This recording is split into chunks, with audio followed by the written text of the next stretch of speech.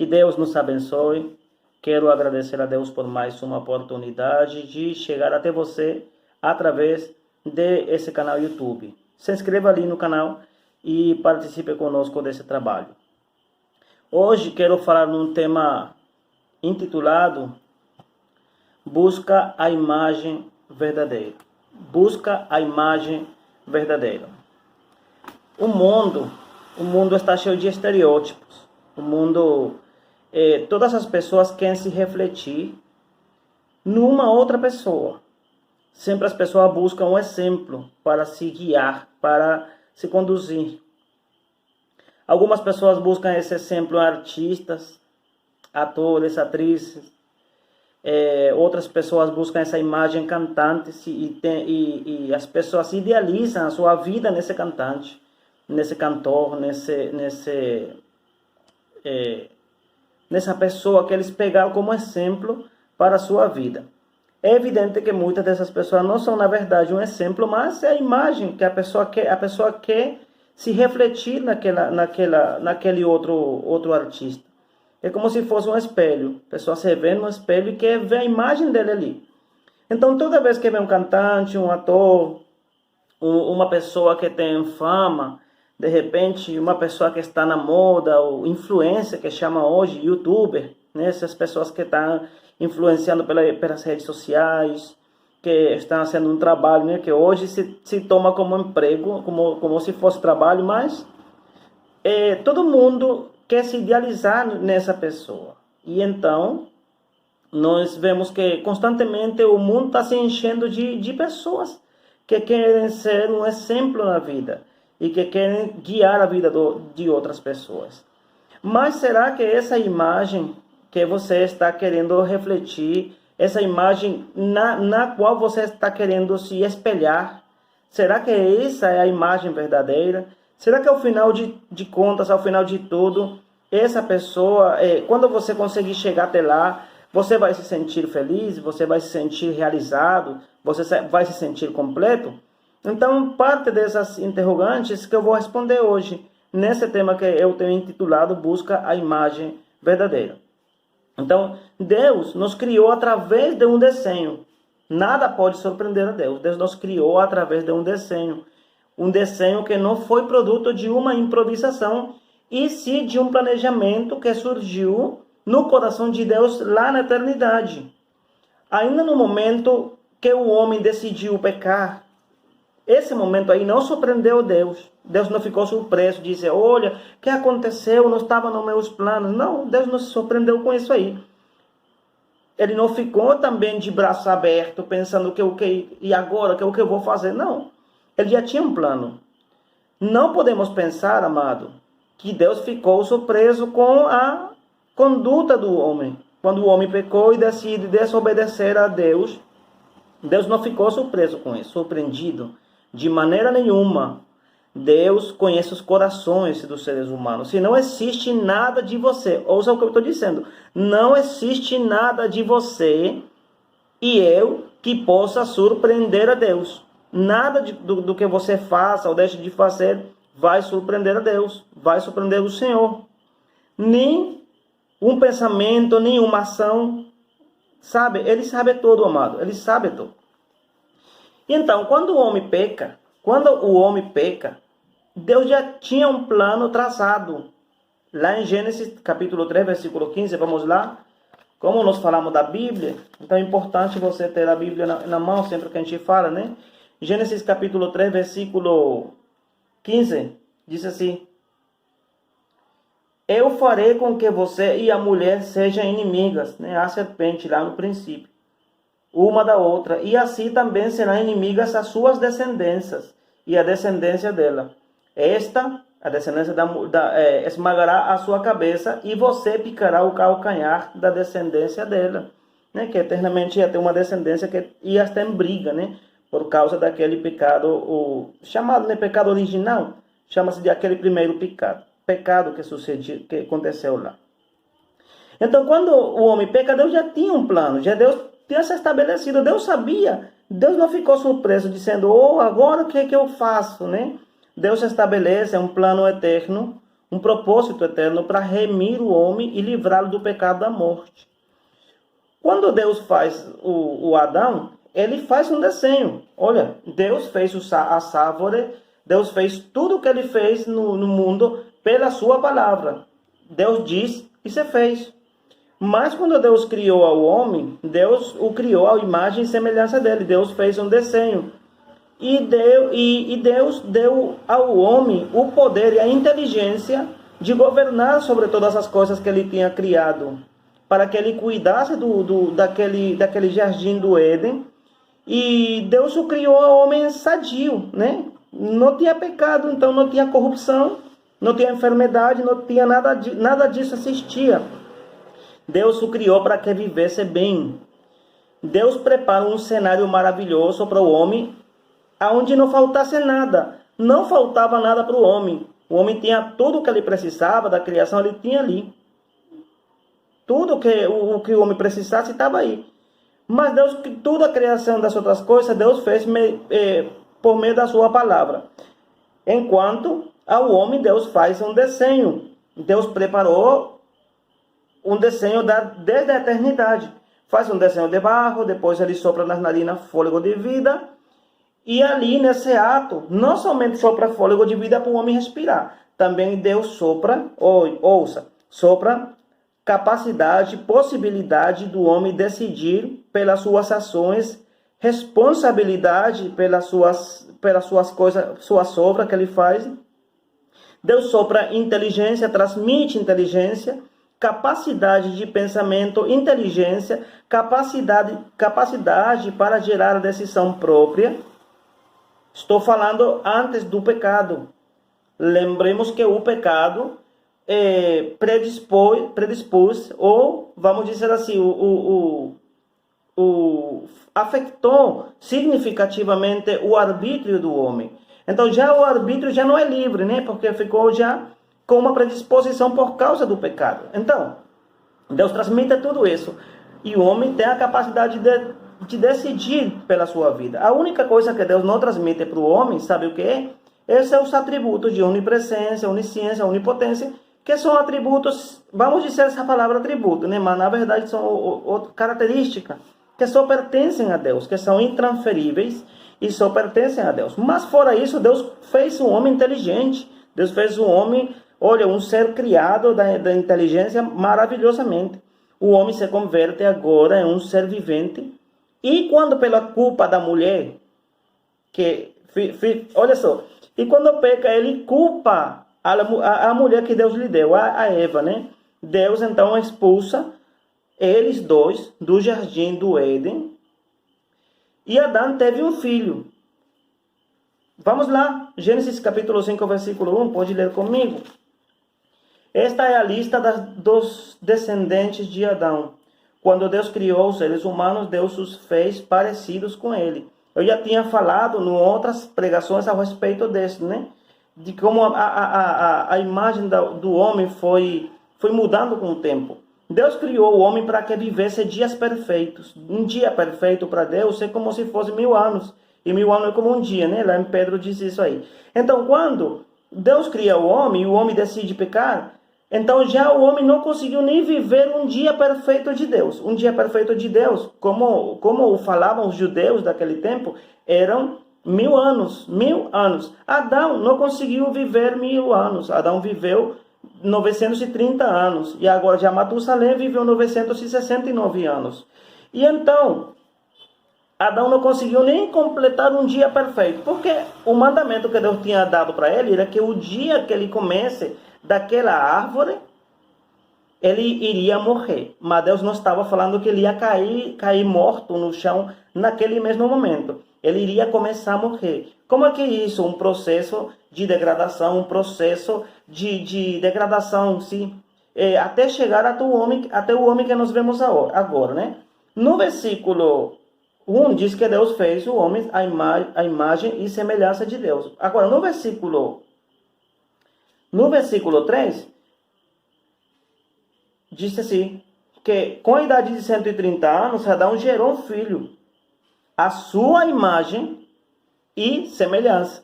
Então, já os filhos que Adão gerou, já não vinha a imagem e semelhança de Deus, e sim a imagem e semelhança de Adão. Porque a imagem de Deus foi se perdendo no homem, foi se degradando.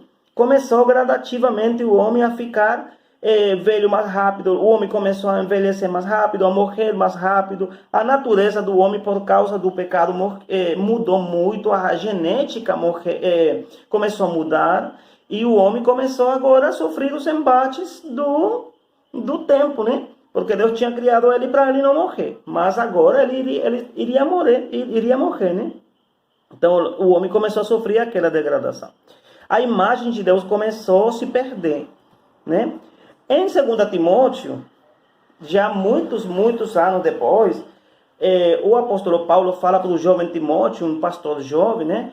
E ele diz no capítulo 3, do versículo 1 de 2 Timóteo, diz: sabe, porém, isto, que nos últimos dias sobrevirão tempos trabalhosos, tempos difíceis, porque haverá homens amantes de si mesmos, avarentos, presunçosos, soberbos, blasfemos, desobedientes aos pais, e mais, ingratos, profanos, sem afeto natural, irreconciliáveis, caluniadores, intemperantes, cruéis, sem amor para com os bons, traidores, obstinados, orgulhosos, mais amigos dos deleites que amigos de Deus, tendo a aparência de piedade, mas negando a eficácia dela. Destas pessoas, afaste-se. Então, diante dessa advertência que já estava na Bíblia há 2000 anos atrás, foi dito para o jovem Timóteo, nós, como pessoas, como crentes, como igreja, não devemos deixar que essa mudança no caráter do homem nos surpreenda. Pelo contrário, nós devemos estarmos preparados para saber que o caráter do homem cada dia vai ficar mais pior. E agora, com essas crises, com essas pandemias, com essas situações, vai só a evidenciar o que está no coração do homem. Então, nós não devemos deixar-nos enganar pelos homens que utilizam a fé como fonte de lucro. Devemos identificar os falsos obreiros, os que a Bíblia chama de cães, falsos profetas, identificar os verdadeiros ministros e não aqueles que se disfarçam de piedade, mas que negam a eficácia da mesma. E devemos nos focar na pregação, sabendo a índole da sociedade que nós estamos enfrentando. Os pregadores, nós devemos saber que estamos enfrentando uma sociedade que não quer saber nada de Deus. Agora bem, eu estou falando que a imagem de Deus ia se degradar. E 2000 anos já nós temos uma advertência na Bíblia que nos postreiros tempos, ou nos últimos tempos, o caráter do homem iria mudar. Porque Deus sabia que essa degradação do caráter, das práticas erradas do homem, das práticas do pecado constante, a perfeição que o homem está tendo para fazer e praticar o pecado, iria afetar diretamente na saúde e no tempo de vida dos seres humanos. Então, sabendo nós que essa imagem do homem, temos um cenário. O homem dirigido, levado, conduzido pelo curso deste mundo, segundo os costumes que trazíamos de nossos pais. Nós também éramos assim, nós devemos também lembrar disso, né? Práticas que ofendiam a Deus e que sobre nós pesava um juízo, o juízo da condenação eterna. Em Efésios 2, nós vemos que Deus fez isso. Vamos ver lá, Efésios 2, versículo 2. Em outro tempo, vós andastes segundo o curso deste mundo, segundo o príncipe das potestades do ar, do espírito que agora opera nos filhos da desobediência, entre os quais todos nós também andávamos nos desejos da nossa carne, fazendo a vontade da carne e dos pensamentos, e éramos por natureza filhos de ira, o mesmo que todos os outros. Mas Deus, que é riquíssimo em misericórdia, pelo seu mútuo amor com que Ele nos amou, estando nós ainda mortos em nossos delitos e pecados, nos vivificou juntamente com Cristo. Pela graça sois salvos. E nos ressuscitou e juntamente nos assentou nos lugares celestiais em Cristo Jesus, para mostrar nos séculos vindouros, as abundantes riquezas da sua graça, da sua benignidade, para conosco em Cristo. Porque pela graça sois salvos por meio da fé. E isto não vem de vós, mas é dom de Deus. Não vem das obras para que ninguém se glorie. Porque somos feitura sua, criados em Cristo Jesus para boas obras, as quais Deus já preparou de antemão para que andássemos nelas. Então Deus não somente nos advertiu que sobre a mudança do caráter do homem nos tempos últimos, senão que desde que se está degradando, ele já traçou um plano para remir o homem dessa degradação que o homem está sofrendo. Esse é um maravilhoso plano de Deus, plano de salvação. Ele nos trouxe do mundo das trevas e ele colocou a iniciativa da salvação que provém diretamente dele, pela sua misericórdia, pela sua graça, para poder restaurar a imagem de Deus em nós. Olha tudo o que ele fez para ele poder restaurar a imagem que vinha perdida do homem e poder resgatar para si um povo santo, recuperar a imagem de Deus nesse povo e depois então colocá-lo como instrumento para continuar recuperando a imagem de Deus nos homens. Então, antes de nós chegarmos aos caminhos de Deus, nós estávamos sobre o primeiro Adão. O primeiro Adão representava a morte pelo pecado, juízo, perdição. Representava um homem vivendo segundo os seus próprios desejos egoístas, vivendo para ele e só para ele, longe da cidadania de Deus, sozinhos e sem Deus no mundo, mas com uma sentença de morte que pesava sobre os seres humanos. João 3,18 diz que quem crê em Jesus não é condenado, mas quem não crê já está condenado, porquanto não crê no nome do unigênito Filho de Deus. Agora, ele nos coloca, nos trouxe, nos tirou da cobertura do primeiro Adão e nos coloca debaixo do segundo Adão, que esse segundo Adão, ou postreiro Adão, que é a palavra verdadeira, na verdade é mais correto usar a palavra postreiro Adão, é espírito vivificante. Em 1 Coríntios, capítulo 15, 45, diz assim: assim está também escrito, o primeiro Adão, o primeiro homem, Adão, foi feito em alma vivente, o último Adão em espírito vivificante. Agora, em Cristo, nossa imagem, a imagem de Deus em nós é recuperada. Graças à obra de Jesus na cruz, nós recuperamos a imagem de Deus em nós, que tinha se perdido por causa do pecado do primeiro Adão. Ele nos chama hoje a ir deixando as coisas que pertenciam ao velho homem, o que pertencem ao velho homem, e sendo renovados pelo novo, o qual, segundo Cristo, se vai renovando de dia em dia. É um renunciar, é um trabalho diário, no trabalho do caráter, até alcançarmos a medida da estatura da plenitude de Cristo, até parecermos mais com Jesus, até parecermos mais com eles, nós temos que trabalhar no nosso caráter, de dia em dia, para aproximarmos deles, porque assim, enquanto tu fica mais próximo de Deus, tu pensa mais como Ele, tu fala mais como Ele, tu age mais como Deus. Por isso é importante a proximidade, a intimidade com Deus, que é o que vai imprimir em você, o que vai refletir em você, espelhar em você a imagem de Deus. Enquanto você fica mais próximo de Deus, você começa a falar um vocabulário diferente, você começa a pensar diferente, você começa a agir de maneira diferente. Enquanto você se aproxima mais a Ele na intimidade da oração e da busca de Deus, né? Então, o mesmo Jesus nos ensina como nós podemos ou devemos reproduzir essa imagem de Deus nas nossas vidas. Quando ele veio no seu ministério terrenal, ele não fazia nada pela sua própria conta. Ele diz que tudo que ele fazia ou ia fazer, ele via o Pai fazer. Ele dizia assim: meu Pai trabalha, eu trabalho. Ele vê a forma como o Pai fazia e ele fazia também do jeito dele. Por isso, quando Filipe, em João 14:10, Filipe diz: Senhor, nos mostra o Pai. Jesus fala: João, fala assim, Filipe, né? Filipe, tanto tempo que eu estou convosco e você nem me conheceu ainda, quem me vê a mim, vê o Pai. Mas não era porque Jesus fosse o Pai, porque Pai é Pai, Jesus é Jesus, né? Era porque ele tinha a imagem de Deus impressa na vida dele. E por isso ele dizia, se tu vê o Pai, como se tu me vesse a mim, quando tu me vê a mim, é como se tu visse o Pai, né? E em João 15:10, diz assim, se guardares os meus mandamentos, se guardares os meus mandamentos, permaneceres no meu amor, do mesmo modo que eu tenho guardado os mandamentos do meu Pai. Olha, como a imagem de Deus estava em Jesus, porque ele vivia constantemente com ele, em intimidade, em oração, porque Deus estava com ele, porque a unção de Deus estava em Jesus, porque os atributos da deidade, que diz Colossenses capítulo 1, versículo 15 ao 17, estavam em Jesus.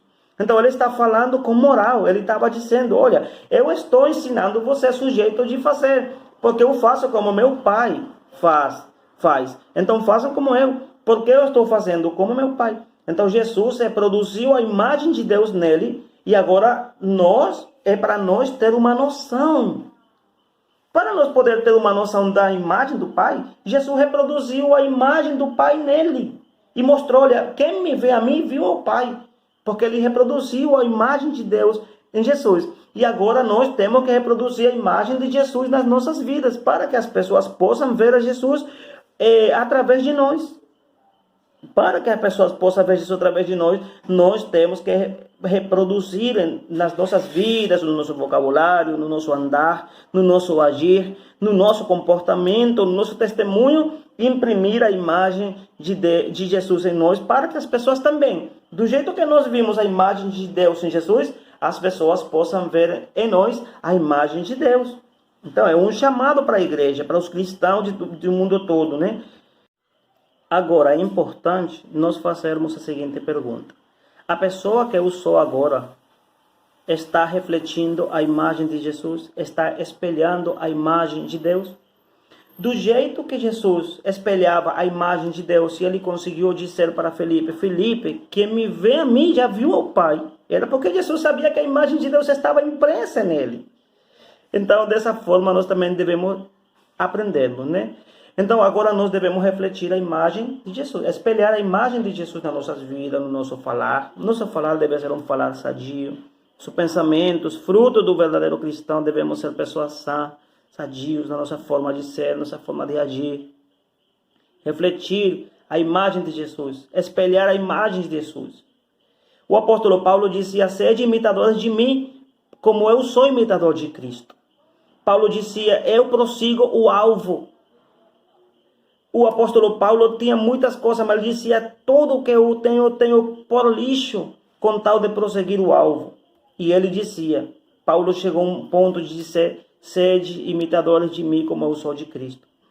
Eu lembro também agora que eu estou vendo esse tema, que estamos trabalhando nesse tema, eu lembro do Pedro, né? Quando Pedro saiu, que negou Jesus, e ele tentou se disfarçar no mundo, já Pedro, com 3 anos que ele estava acompanhando Jesus, já Pedro falava como Jesus, já Pedro era do jeito dele. E as pessoas diziam, olha, eu te conheço, tu andava com ele, porque tua fala é como a fala deles.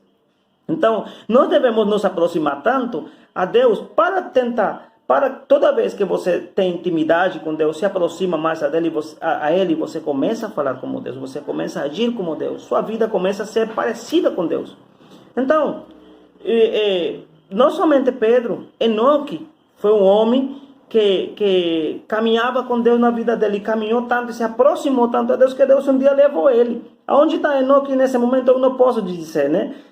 A gente pode até dizer algumas coisas, mas a gente não tenta fazer afirmações, porque aonde a Bíblia fala, nós falamos, e aonde a Bíblia cala, nós calamos, né?